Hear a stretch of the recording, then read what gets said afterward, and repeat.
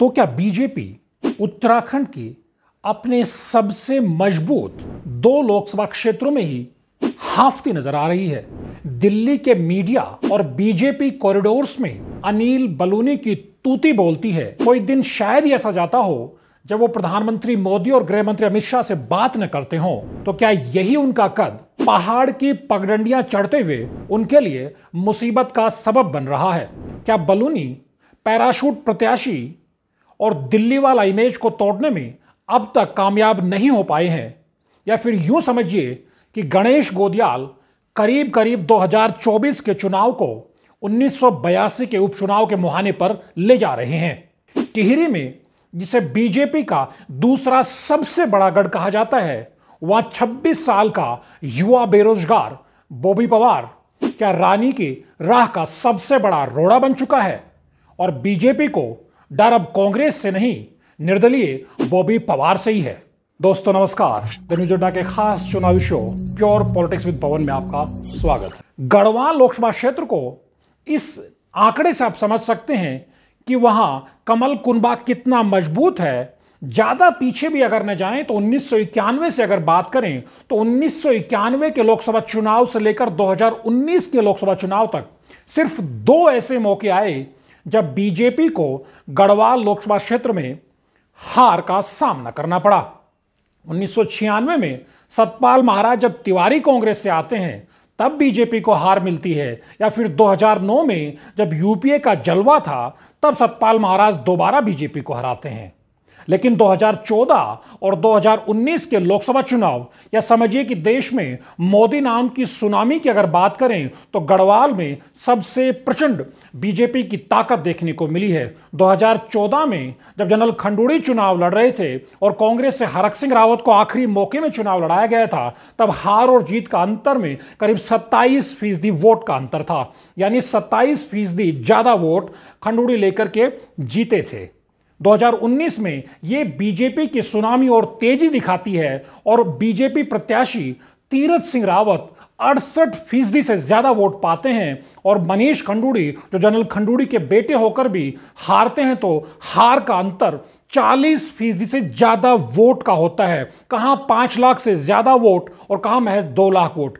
उस लोकसभा क्षेत्र में जिसको सबसे महफूज समझकर अनिल बलूनी ने अपनी सियासी किस्मत जो अब तक राज्यसभा के रास्ते चल रही थी उसको चुनावी अखाड़े में आजमाने की कोशिश की, वहां से कांग्रेस ने गणेश गोदियाल को उतारा। और शुरू में गणेश गोदियाल को लाइट वेट माना जा रहा था क्योंकि तैयारी मनीष खंडूड़ी भी कर रहे थे, लेकिन अब जिस तरह से एक पखवाड़े के चुनाव प्रचार को आप देखते हैं तो आपको लगता है कि अनिल बलूनी गणेश गोदियाल के जाल में फंसते दिख रहे हैं। और जो शुरू में गणेश गोदियाल ने आरोप लगाए थे कि बीजेपी का प्रत्याशी दरअसल पैराशूट प्रत्याशी है, ये दिल्ली वाला है और वो गढ़वाल वाले हैं। हालांकि बलूनी ने शुरू में काउंटर करके गणेश गोदियाल को मुंबई वाला साबित करने की कोशिश की, लेकिन जिस तरह से गणेश गोदियाल मुद्दे उठा रहे हैं, क्योंकि ये सैन्य बहुल सीट पर गणेश गोदियाल ने बेरोजगारी के साथ साथ अग्निवीर योजना के मुद्दे को बहुत ज्यादा धार दी है, और शायद उसी का परिणाम है कि इसकी काट अनिल बलूनी के पास नहीं दिखती है। और उस सबसे बड़ा जो इमोशनल मुद्दा बना हुआ है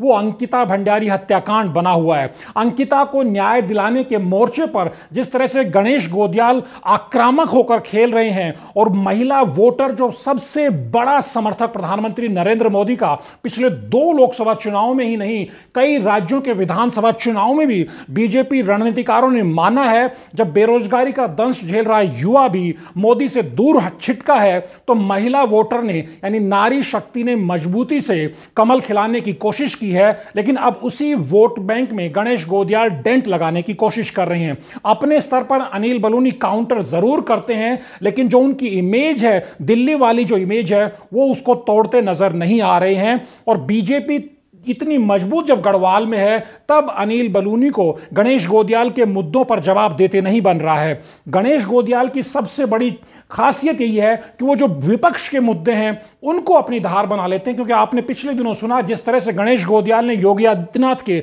श्रीनगर में जनसभा करने के सवाल पर जिस तरह से दाव खेला, और जो अनिल बलूनी की दुखती रख थी उस पर गोदियाल हाथ रखते हैं, और वो जिस तरह से आरोप लगाते हैं कि त्रिवेंद्र सिंह रावत हो, तीरथ सिंह रावत हो, दोनों की कुर्सी डिगाने में अनिल बलूनी का योगदान था और वो अमित शाह के चेले हैं और लोकसभा चुनाव के बाद अब उनके निशाने पर योगी आदित्यनाथ की कुर्सी भी है। आप समझ सकते हैं किस तरह से, कितना आक्रामक होकर गणेश गोदियाल अनिल बलूनी पर हमला कर रहे हैं। और अगर आप बीजेपी का पैटर्न देखेंगे तो अनिल बलूनी के बचाव में बहुत बड़े दिग्गज उतरते नजर नहीं आ रहे हैं। श्रीनगर में इस बार प्रधानमंत्री नरेंद्र मोदी की रैली नहीं हो रही है। कुछ लोगों ने कहा कि जिस तरह से अंकिता भंडारी और अग्निवीर का मसला है सैन्य बहुल क्षेत्र में, क्योंकि रुद्रपुर में प्रधानमंत्री नरेंद्र मोदी रैली करते हैं, अब ऋषिकेश में रैली कर रहे हैं, जबकि वो पहले पिथौरागढ़ में और श्रीनगर में जरूर रैलियां करते थे। वो स्ट्रेटजी बीजेपी को क्यों बदलनी पड़ रही है? ऐसे में अनिल बलूनी की अकेली उम्मीद अब योगी आदित्यनाथ है। उत्तर प्रदेश के मुख्यमंत्री का गढ़वाल में खासा जलवा है और वो वहां से जब कैंपेन करेंगे अनिल बलूनी के पक्ष में, माहौल बदलने की ताकत रखते हैं। लेकिन जिस तरह से जो 40% से ज्यादा का वोट डिफरेंस 2019 के लोकसभा चुनाव में कांग्रेस और बीजेपी में दिखा, क्या अनिल बलूनी उसे रख पाएंगे, उससे बड़ी लकीर खींच पाएंगे, या फिर जिस तरह से गणेश गोदियाल पूरे चुनाव को बेरोजगारी के मसले पर, अग्निवीर योजना के मसले पर, अंकिता भंडारी को न्याय दिलाने के मसले पर और दूसरे जो गढ़वाल की अस्मिता के मसले पर, जिस तरह से 1982 के एच.एन. बहुगुणा वर्सेस जिस तरह से जो तत्कालीन प्रधानमंत्री इंदिरा गांधी का चुनाव बन गया था, उस मुहाने पर ले जा रहे हैं। यह कितनी बड़ी चुनौती अनिल बलूनी के लिए हो सकती है, क्योंकि लोग कहते नहीं इस चीज को, लेकिन बीजेपी कॉरिडोर्स में अनिल बलूनी का अपना एक दबदबा है। लोग जानते हैं कि वो राज्यसभा के अब तक राजनीति करते रहे, लेकिन जब वो लोकसभा की राजनीति करेंगे तो वो केंद्र में बड़ा पद भी पा सकते हैं। और बहुत सारे लोग जानते हैं कि अनिल बलूनी राज्यसभा के बाद अब जब लोकसभा के रास्ते यानी चुनावी लड़ाई जीत करके अपनी मजबूती दिखाएंगे तो आगे उनके लिए प्रदेश में भी बड़ी कुर्सी की संभावनाएं हैं।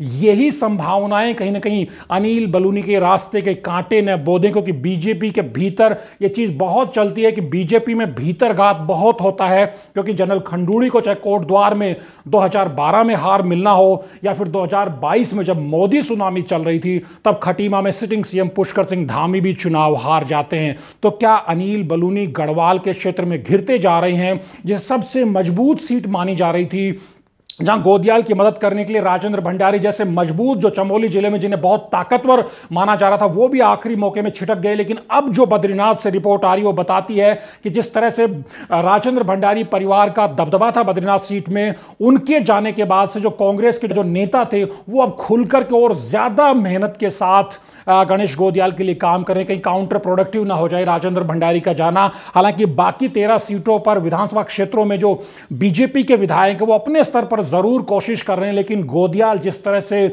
मुद्दों को छू रहे हैं वो आम गढ़वाल के वोटर की नब्ज है। और अनिल बलूनी जो अपनी जो दिल्ली के मीडिया में तूती बोलने वाली इमेज है उसके सहारे कैंपेन करते दिख रहे हैं। बड़े बड़े संपादकों को वो इंटरव्यू जरूर दे रहे हैं, लेकिन जो कनेक्ट उनका बनना चाहिए वो पिछले एक पखवाड़े में दिखाई नहीं देता है। ये बीजेपी कॉरिडोर्स के भीतर चिंता का सबब है। हालांकि जो बीजेपी के रणनीतिकार वो ये जरूर मानते हैं कि जो हार और जीत का अंतर पिछले चुनावों में बहुत ज्यादा रहा है और ये बीजेपी की परंपरागत सीट है, जैसे तैसे अनिल बलूनी को भी मोदी और योगी के नाम पे यहां वोट मिलेगा।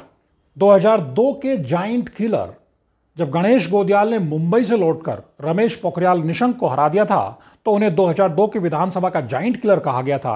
यानी बावनगढ़ के गढ़वाल में 2002 के जाइंट किलर की 2024 में ताकतवर अनिल बलूनी से लड़ाई अपनी जगह है, लेकिन दूसरे मोर्चे पर जहां बीजेपी को मजबूत गढ़ होने के बावजूद जूझना पड़ रहा है वो सीट है टिहरी। टिहरी के बारे में किसी ने कहा कि यहां देखकर ऐसा लगता है कि डेविड वर्सेस गोलियाथ की लड़ाई है। यानी कि बॉबी पवार, एक 26 साल का युवा बेरोजगार नेता, जमे जमाए राज परिवार के प्रतिनिधि और बीजेपी की 3 बार की सांसद रह चुकी रानी राजलक्ष्मी शाह के लिए बड़ी चुनौती बन गए हैं।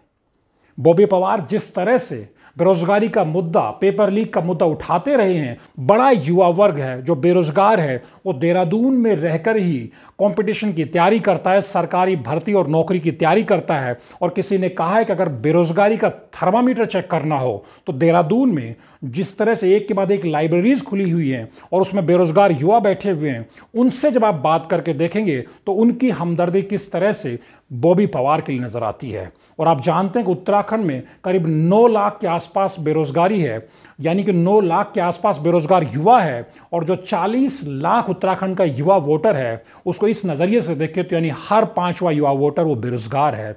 इसी ताकत को लेकर बॉबी पवार रानी यानी टिहरी राज परिवार से टकराने की हिम्मत जुटा पा रहा है।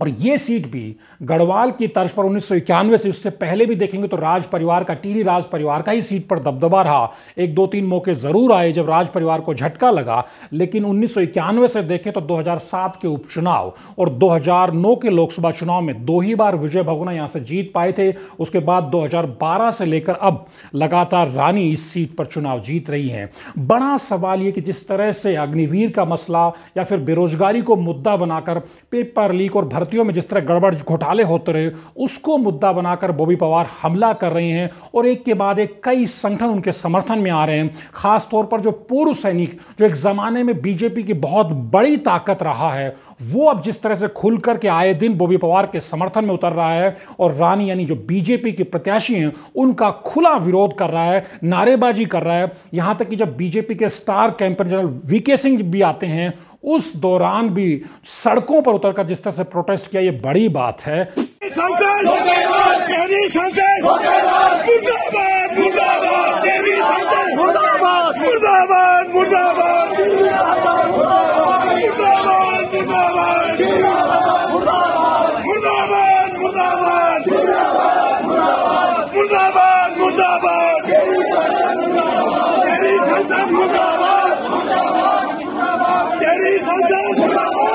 तो ये बताता है कि 2 मजबूत किले हैं बीजेपी के, वहां बीजेपी को अपने प्रत्याशियों को जिताने के लिए कहीं ज्यादा मेहनत करनी पड़ रही है। द न्यूज़ अड्डा के वीडियोस को लाइक कीजिए, शेयर कीजिए और चैनल को सब्सक्राइब कीजिए, और कमेंट जरूर करके बताइए कि आप और किन मुद्दों पर हमसे वीडियोस बनवाना चाहते हैं।